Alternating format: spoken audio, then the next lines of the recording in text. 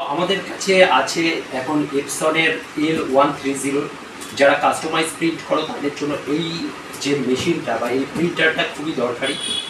কারণ অন্য যে মেশিনগুলো আছে বা অন্য যে সব প্রিন্টার আছে তাতে কিন্তু সাবলিমেশন কালিটা সাপোর্ট করে না। তো এই একমাত্র প্রিন্টার যেটাতে সাবলিমেশন সাপোর্ট করে এবং খুব কম বাজেটের মধ্যে। তো এখন আমি এটাই তোমাদের কাছে খুলে দেখাবো।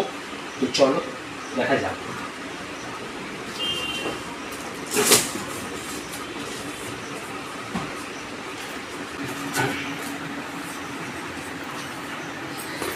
এই দেখতে পাচ্ছ এটার ভিতরে দিয়েছে একটা ড্রাইভারের সিডি, ইনস্টলেশন প্রসেসও রয়েছে এই মেনু বুকটার মধ্যে, এবং এখানে দুটো কর্ড রয়েছে।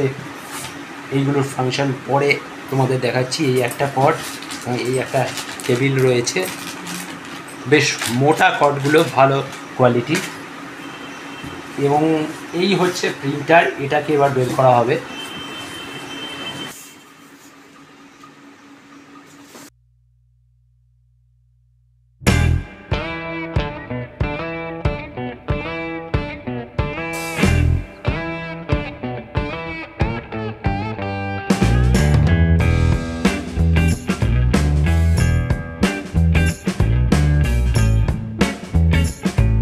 এই হচ্ছে প্রিন্টার, মধ্যে এই বক্সের মধ্যে কালি ঢোকানো হয় আর এখান থেকে প্রিন্টের জন্য। তো চলো ফাইনালি এটাকে আমরা ইনস্টল করছি। ইনস্টল করার পর তোমাদেরকে দেখাচ্ছি। তো আমার প্রিন্টার রেডি।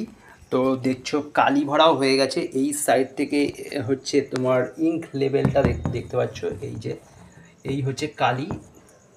এবং এই কালি তোমরা কোথা থেকে ভরবে একবার জায়গাটা দেখিয়ে দিই। এই হচ্ছে কাভার, এই কাভারের মধ্যে এই নোজেলগুলো রয়েছে।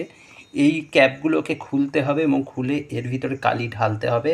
প্রত্যেকটার জন্য আলাদা আলাদা জায়গা দেওয়া রয়েছে। এই যে শাইন, ম্যাজেন্ডা, ইয়েলো এবং ব্ল্যাক, এই চারটে ডিব্বাতে 4 রকম কালি ভরবে এবং ভরার পর এটা কমপ্লিট।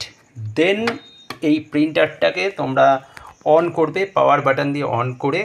তারপরে এর সাথে একটা সফটওয়্যার যেটা প্রথমেই দেখালাম সিডি, তো সেই সিডিটা আসে, সেটা দিয়েও তোমরা চাইলে ইনস্টল করতে পারো। অথবা এই যে মডেল দেখতে পাচ্ছ এপসনের L130, এটা অনলাইনেও তোমরা সার্চ করলে একটা যে ওয়েবসাইট আছে সেখান থেকেও তোমরা এটা ইনস্টল করতে পারো। তাহলেই প্রিন্টার নর্মালি ওকে রান করা শুরু করে দেবে। দেন এই জায়গা থেকে তোমরা পেজ ভরবে, এইটাকে টেনে তুলে তারপরে এখানে পেজ করবে। পেজ ভরে প্রিন্ট আউটটা তোমার এখান থেকে বেরোবে। তো চলো একটা প্রিন্ট করে দেখে নেওয়া যাক।